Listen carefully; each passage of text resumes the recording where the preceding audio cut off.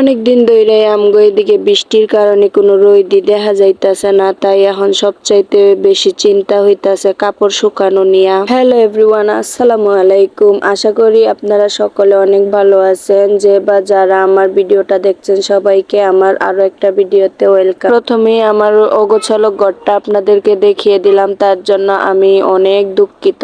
কয়েকদিন ধরে আকাশে শুধু মেঘ আর মেঘ, রোদ না থাকায় ঘরের ভিতরে আমার একই অবস্থা হয়ে আছে। প্রতিদিনই আমার কিছু না কিছু কাপড় ধুইতে হয়। ওরা বাপ ছেলে অনেক কাপড় নষ্ট করে। আয়ান স্কুলে গেলে আসলে যে কাপড়গুলা হয় ওইগুলা এই বৃষ্টি দিয়ে ভিজে ভিজে যায়। সব সময় এগুলা ধুয়ে পরিষ্কার করে রাখা লাগে। তারপর তার বাবা তো একজন আছে, এই দিনে দুই একটা গেঞ্জি তার নষ্ট করতেই হয়। তো অনেকগুলা কাপড় আমি গরু গড়ে মিলা দিছিলাম, কিন্তু অনেকদিন বৃষ্টি হওয়াতে মানে গরু গড়ে তো কোনো বাতাস ঢুকে না, এর জন্য কাপড়গুলা শুকাচ্ছিল না, আরো অন্যরকম একটা গন্ধ হয়ে গেছিল। তো আমি ঘরের ভিতরে রশি টাঙাইয়া আজকে বাধ্য হয়ে কাপড়গুলা শুকাইতে দিলাম। একদিনে আমার অনেক কাপড় শুকানো হয়ে গেছে। তো আগের কাপড়গুলা যেগুলা শুকানো হয়েছে সেগুলাই এখন গুছিয়ে রাখলাম, আর আজকে যে ভিজা কাপড়গুলা ছিল এগুলা আবার নাইরা দিলাম। তো এখানে আবার তাড়াহুড়ো করে রান্নার জন্য প্রস্তুতি নিচ্ছিলাম। আজকে রান্নায় বেশি কিছু না,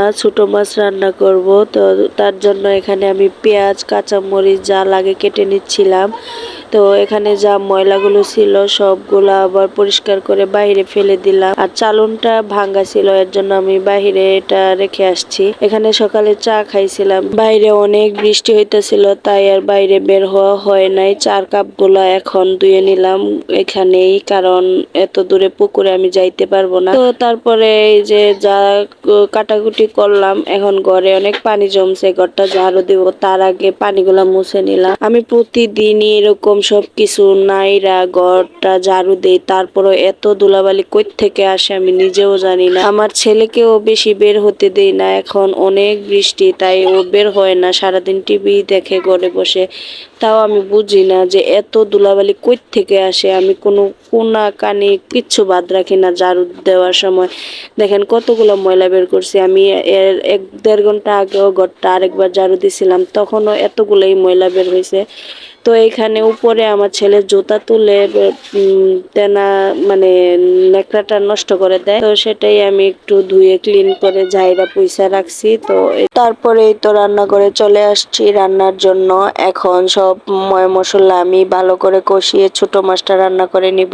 দুপুরে আপনারা কি রান্না করলেন অবশ্যই কমেন্ট করে জানাবেন।